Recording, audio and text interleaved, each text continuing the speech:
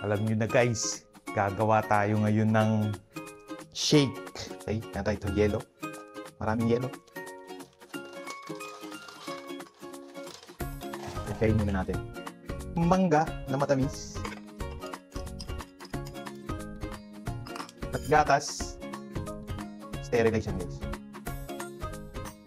Pwede na natin yung sugar. Okay. Then sugar. Asukal. Brown. Segunda to kung tawagin dito sa akin. Brown. 2. 4. 5. Takpan na natin. Ayan.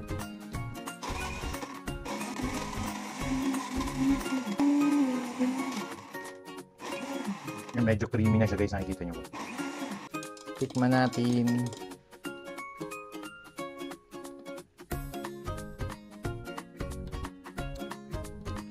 Ito na. Ang sarap.